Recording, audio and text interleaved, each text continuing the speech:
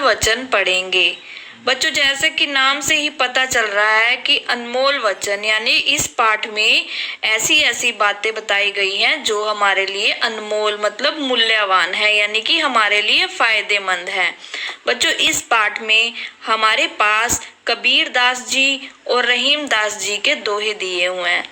दोहे वो होते हैं जो दो दो पंक्तियों के होते हैं और हमें शिक्षा देते हैं, वो हमारे लिए शिक्षाप्रद होते हैं। कोई दोहा ऐसा नहीं होता जो हमें कुछ सीखने को न दे। तो आपका पहले आपके कबीर दास जी के दोहे हैं। पहला दोहा क्या है? ऐसी बानी बोलिए मन का आपा खोए। ऐसी बानी बोलिए मतलब बानी क्या होता है? वाणी, जो हम बोलते हैं। और मन का आपा खोए, जो मन को भाए। मन का आपा खोए का मतलब मन का खो जाना, गुम नहीं हो जाना, मतलब बेसुध हो जाना। कि हमें ऐसी वाणी बोलनी चाहिए जो सुनने वालों के मन को बेसुध कर दे, यानी कि सुनने वाले के मन को अच्छी लगे।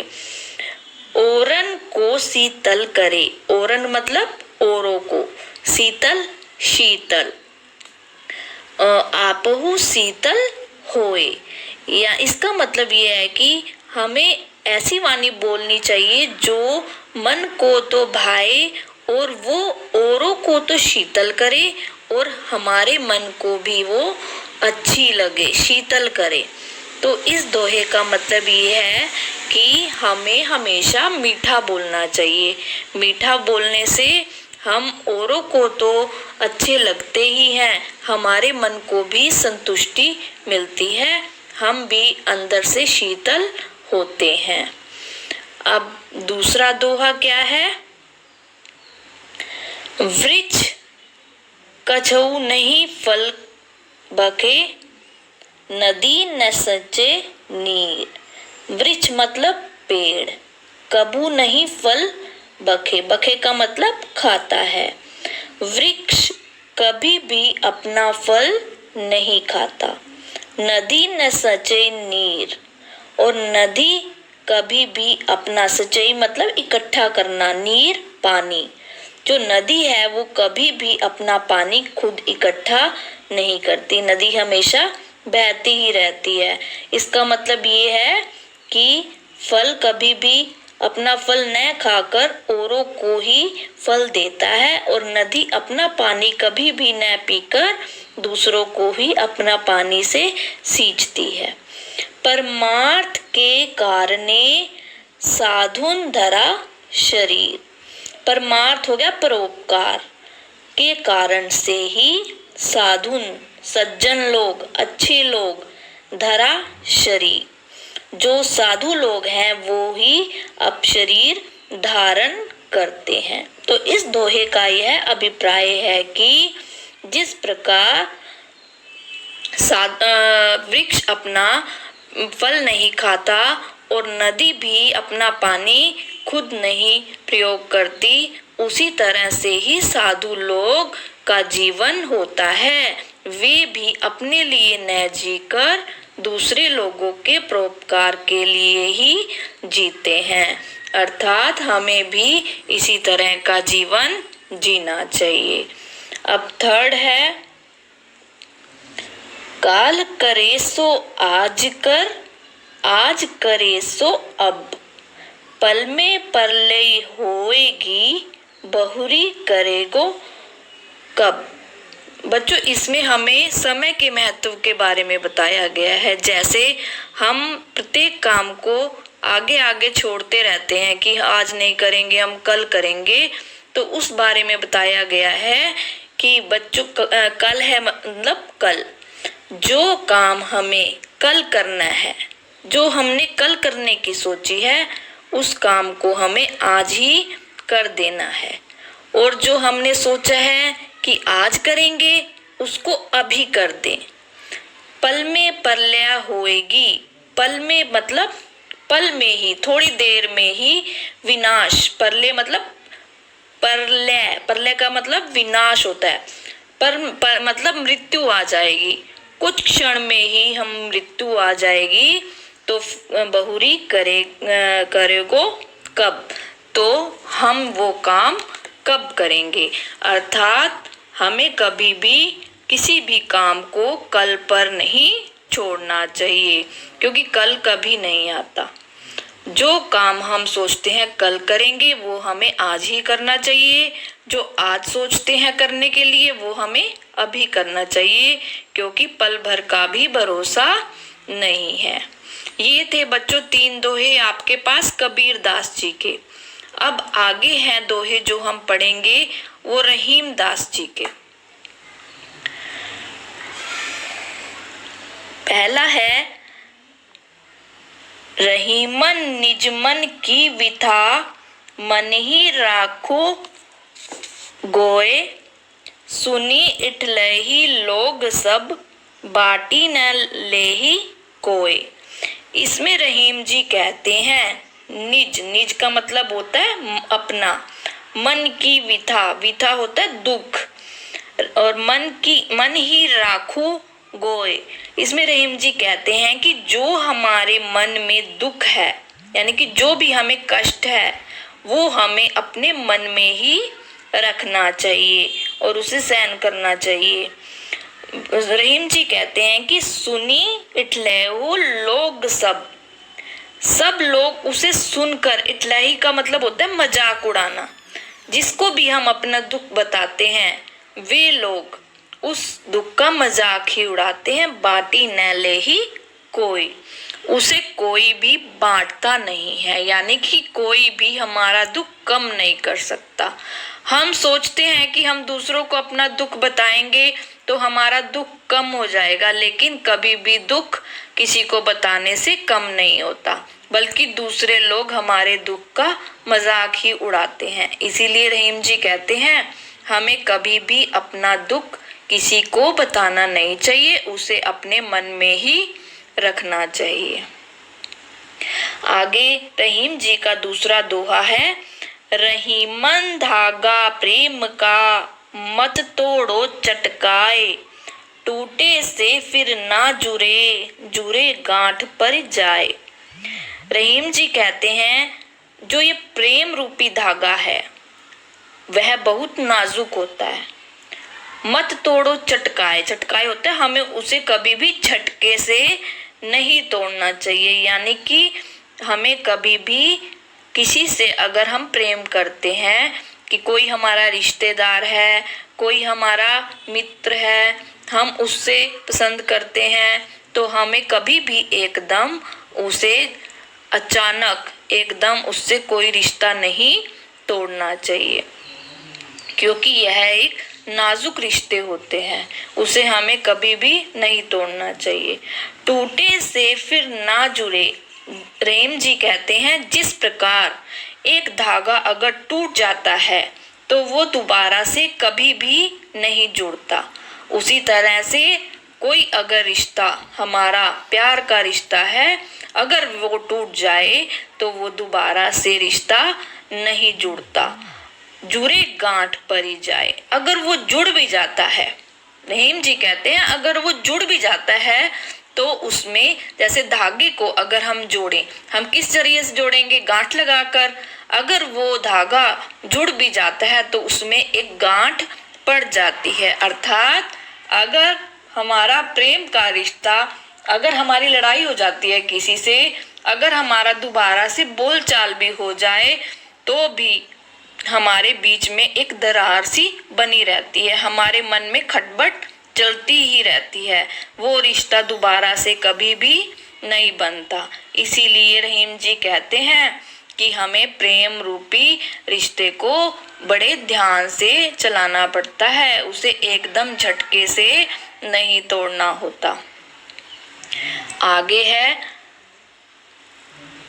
रूठे सुजन मनाइए, जो रूठे सो बार, रहीमन फिरी फिरी पोइए, टूटे मुक्ता हार। रूठे सुजन मनाइए, सुजन का मतलब होता है बच्चों सज्जन मनुष्य, इसका मतलब ये है कि हमें सज्जन मनुष्य को मना लेना चाहिए। जो रूठे सो बार, जो अगर वो सज्जन मनुष्य चाहे हमसे 100 बार रूठे, लेकिन हमें उसे मना लेना चाहिए।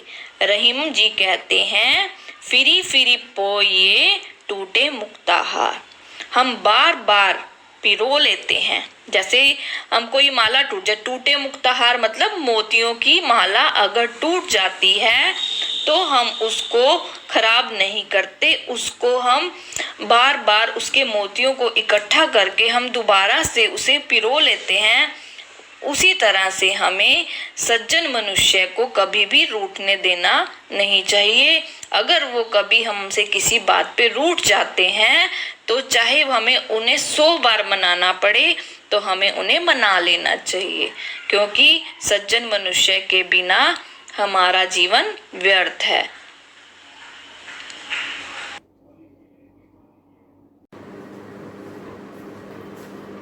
Good morning students.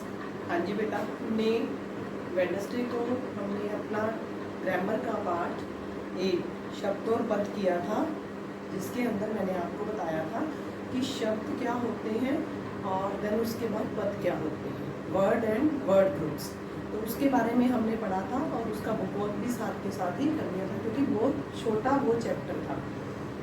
आज जो हम करने जा रहे हैं उसके अंदर हम करेंगे सुनहरी धूप का चैप्टर 8 अनमोल वचन। सुनहरी धूप का पाठ 8 अनमोल वचन। जैसे कि नाम से ही हमें समझ आ रहा है कि इसके अंदर जो भी, वैसे तो किसी भी बुक के अंदर जो भी बातें बताई जाती हैं बहुत अच्छी होती हैं, लेकिन यहाँ बात की गई है अनमोल वचन की, कि जो वचन इसके अंदर रहीम दास जी द्वारा, कबीर दास जी के द्वारा जो भी वो दोहे दिए गए हैं वो बहुत अनमोल हैं। उनके द्वारा ये वचन कहे गए अनमोल हैं, जिनका कोई मोल नहीं होता। तो हमारे इस चैप्टर के अंदर कबीर दास जी और रहीम दास जी के दोहे दिए गए हैं 3-3। सबसे पहला जो पार्ट है वो कबीर दास जी का है। तो दोहा अपने आप में बहुत गहरा अर्थ समेटे हुए होता है। दोहे के अंदर पूरा हमें समझाने की कोशिश की गई होती है, अगर हमें उस बात की समझ आ जाए तो यहाँ हम सबसे पहले कबीर दास जी का दोहा पढ़ेंगे।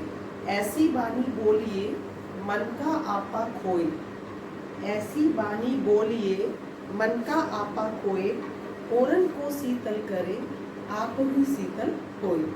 अब यहाँ पे कबीरदास जी क्या कहना चाहते हैं? कबीरदास जी कहते हैं कि हमें ऐसी बानी, बानी मतलब जो हम बात करते हैं, बोलते हैं, वाणी यूज करते हैं, तो वो हमें बहुत मीठी और अच्छी बोलनी चाहिए, जिससे कि हमारा मन का आपा खोए, जिससे कि दूसरों को, सामने को सुनने वाले का मन बेसुध हो जाए, खो जाए। खो जाने का मतलब गुम हो जाना नहीं होता, खो जाने का मतलब कि वो बेसुध हो जाए। ऐसी बानी बोलिए मन का आपा खोए, ओरन को शीतल करे आप को शीतल होए। ओरन का मतलब दूसरों को, दूसरे हैं उनको वो बानी सुनकर उनको वो अच्छा लगे, आप भी शीतल होए, और जिसको सुनने से हमारा मन भी शीतल हो। शीतल का मतलब ठंडा होना, हमारा मन भी अच्छा रहे और दूसरा भी जो सामने वाला सुन रहा है उसका मन भी शीतल रहे। वृक्ष कबहू नहीं फल भके, नदी न संचे नीर, परमार्थ के कारण साधु धरा शरीर। अब वृक्ष का यहाँ अर्थ क्या है? वृक्ष, पेड़। पेड़ कभी भी अपने फल नहीं खाते हैं। भके मतलब खाना। वृक्ष कबहू नहीं फल भके, नदी न संचे नीर। संचय का मतलब होता है एकत्र करना, इकट्ठा करना। जो वृक्ष होते हैं वो कभी अपने फल नहीं खाते हैं। नदी कभी भी अपने लिए पानी इकट्ठा नहीं करती है, वो दूसरों के लिए पानी इकट्ठा करती है। तो इसी तरीके से परमार्थ के कारण साधु धरा शरीर। परमार्थ का मतलब क्या होता है? परोपकार, दूसरों के लिए किया गया अच्छा कार्य। जो हम दूसरों के बारे में सोचते हैं, दूसरों के लिए अच्छा कार्य करते हैं, उसी को परमार्थ कहा गया है। परमार्थ के कारण, दूसरों का परोपकार करने के कारण ही जो साधु होते हैं उनको वो शरीर धारण किया जाता है, उनको वो शरीर मिलता है। कहने का अर्थ कि वृक्ष अपने फल नहीं खाते, जैसे नदी अपना पानी खुद नहीं पीती, इसी प्रकार से जो साधु होते हैं वो अपना काम खुद का नहीं करते हैं, वो दूसरों की भलाई के लिए ही होते हैं, तो दूसरों की भलाई का कार्य ही वो करते हैं। काल करे सो आज कर, आज करे सो अब, पल में परले होएगी बहुरी करेगा कब। ये भी कबीरदास जी का तीसरा दोहा है। काल करे, काल का मतलब कल, जो आने वाला कल, आने वाला कल सो आज कर। हम कई बार ऐसा होता है कि कोई भी काम हम नेक्स्ट डे टाल के बैठ जाते हैं, नहीं आज मन नहीं है, आज नहीं करेंगे, कल करेंगे इसको। तो यहाँ कबीरदास जी कहते हैं कि काल करे सो आज कर, जो कल वाला काम है उसे आज ही कर लो। काल करे सो आज कर, आज करे सो अब। और जो आज वाला काम है, हम शाम को इवनिंग में 6-7 ओ क्लॉक कर रहे हैं, नहीं उसको उसी टाइम पे कर लो। पल में परले होएगी बहुरी करेगा कब। तो पल में परले होएगी बहुरी करेगा कब, क्या पता कब प्रलय आ जाए, क्या पता कब ये, तो फिर तू कब करेगा ये काम। बहुरी करेगा कब, तो ये काम फिर तू कब करेगा। इसीलिए काल करे, कभी भी अपना काम आगे आगे नहीं पेंडिंग रखना चाहिए, उसको समय पर करते रहना चाहिए। मीनिंग सेम ये है इसका एक्चुअली में। काल करे सो आज कर, आज करे सो अब, पल में परले होगी बहुरी करेगा कब। तो कहने का मतलब तो फिर कब करेगा, जब समय निकल गया तो तब उसको आप कब करोगे। क्योंकि जब आपको भी बोला जाता है कि एक चैप्टर आपको दे दिया है, आपको सेंड कर दिया, आप उस चैप्टर को उसी टाइम पे कर लो ताकि आपके ऊपर बर्डन नहीं बने। लेकिन जब हम एक काम नहीं करते, फिर दिन दूसरा इकट्ठा हो गया, तीसरा इकट्ठा हो गया, इस तरीके से हमारे पास बहुत सारा काम इकट्ठा हो जाता है जिसको हम फिर अच्छे से कर नहीं पाते। लेकिन टाइम टू टाइम अगर उसी काम को किया जाए तो वो हमें अच्छी सीख देता है और हम अपना टाइम पे कर भी लेते हैं। अब हम रहीमदास जी के दोहे करने जा रहे हैं। रहमन निज मन की बिठा, मन ही राखो गोए, सुन इट लहे लोग सब, बांट न लहे कोई। यहाँ रहीमदास जी क्या कह रहे हैं, रहमन निज मन की बिठा, निज का मतलब होता है अपने, और बिठा का मतलब होता है दुख। रहीम जी कहते हैं कि अपना जो दुख होता है उसको अपने मन के अंदर ही रखें, मन ही राखो गोए, अपने मन के अंदर ही रख लें। सुन इट लहे लोग सब, बांट न लहे कोई। कि जब लोग सुनते हैं, जब हम लोगों को अपना दुख के बारे में बताते हैं, तो या तो वो मजाक उड़ाएंगे या इतराएंगे कि हम तो सही हैं और आप ये ऐसे हैं, आपको ऐसा दुख आया हुआ है, तो इस तरीके से। तो सुन इट लहे लोग सब, जो लोग सुनते हैं वो मजाक उड़ाते हैं। बांट न लहे कोई, कोई किसी का दुख नहीं बांट सकता। जिसके हिस्से में जो दुख आया है वो उसी को ही भुगतना है और वो ही भुगतता है। हम लोगों से बात करते हैं तो सुनने में ये आता है कि उसको कह के किसी को तो हमारा मन दुख हल्का हो जाता है, नहीं, बल्कि कई लोग ऐसे होते हैं जिसमें से वो सच्चे तो नहीं होते, वो मजाक उड़ाने वाले होते हैं, तो वो हमारा पीछे से मजाक ही उड़ाते हैं। तो यहाँ रहीम जी कह रहे हैं कि अपने दुख की, अपने मन के दुख अपने अंदर ही रखें। रहमन धागा प्रेम का, मत तोड़ो चटकाए, टूटे से फिर ना जुड़े, जुड़े कांट पर जाए। बहुत अच्छा स्टैंजा है ये, रहमन धागा प्रेम का। रहीम जी कहते हैं कि जो प्रेम का धागा होता है, जो प्रेम का धागा है उसको एक झटके से नहीं तोड़ देना चाहिए। रहमन धागा प्रेम का, मत तोड़ो चटकाए, टूटे से फिर ना जुड़े, जुड़े गांठ पर जाए। और रहीम जी कहते हैं कि जो धागा प्रेम का है उसको एक झटके से नहीं तोड़ना चाहिए, मत तोड़ो चटकाए, झटके से नहीं तोड़े, क्योंकि अगर वो टूट गया, टूटे से फिर ना जुड़े, जुड़े का मतलब जुड़े, अगर टूट गया तो वो जुड़ेगा नहीं, और अगर जुड़ भी गया तो उसके अंदर गांठ आ जाएगी। क्योंकि अगर हम धागे को खींच के तोड़ देते हैं, लेकिन जब उसको दोबारा से जोड़ने की कोशिश करेंगे तो उसमें गांठ डालकर ही वो जुड़ेगा। इसी तरीके से प्रेम का धागा भी ऐसा है कि अगर वो जुड़ गया तो भी उसके अंदर गांठ, अविश्वास की धारा रहेगी। रूठे सुजन मनाइए, जो रूठे सो बार, रहमन फिर होइए, टूटे मुक्ता हार। इसमें कभी रहीम जी कह रहे हैं रूठे सुजन, सुजन, सु का मतलब अच्छे और जन का मतलब लोग। रूठे सुजन मनाइए, हमें अच्छे लोगों को मना लेना चाहिए, चाहे वो 100 बार क्यों ना रूठे, क्योंकि जितनी बार भी वो रूठेंगे हमें उन्हें मना लेना चाहिए। क्यों? रहीम जी कहते हैं कि रहमन फिरी पोइए, फिरी का मतलब बार बार, टूटे मुक्ताहार, मुक्ताहार का मतलब मोतियों की माला। मोतियों का जो हार होता है जब टूट जाता है तो उसे हम बार बार पिरोने की कोशिश करते हैं, उसे फेंकते नहीं हैं। क्योंकि जो अच्छे लोग हैं उनका किसके साथ किया गया है? मोतियों के हार के साथ किया गया है उसका कंपैरिजन, कि अच्छे लोग मोतियों के हार के जैसे होते हैं, कि जैसे हम मोतियों का हार टूटने पर उसको बार बार पिरो लेते हैं, उसको गिराते नहीं हैं, इधर उधर फेंकते नहीं हैं, इसी तरीके से हमें अच्छे लोगों को भी बार बार रूठने पर मना लेना चाहिए, उन्हें रूठने नहीं देना चाहिए। तो बच्चे हमने अपना चैप्टर 8 अनमोल वचन कर लिया है। तो अब हम जो नेक्स्ट वीक जब मेरी क्लास आएगी मंडे को, तो इसका हम बुकवर्क करेंगे, इसी चैप्टर का पूरा बुकवर्क करने के बाद इसकी क्वेश्चन आंसर शब्दार्थ करेंगे, कठिन शब्द और क्वेश्चन आंसर है इसके। ये जितना भी इसका बुकवर्क है वो हम मंडे को करेंगे, और आप बच्चे इसको ध्यान से, इसको अच्छे से सुनना और पढ़ना कि इसका क्या क्या अर्थ है। कोई भी चीज़ आपको मतलब गलत समझ नहीं आनी चाहिए, हर चीज़ का अपना अच्छे से मीनिंग पता होना चाहिए, तभी हम दोहे को अच्छे से एक्सप्लेन कर सकते हैं। धन्यवाद।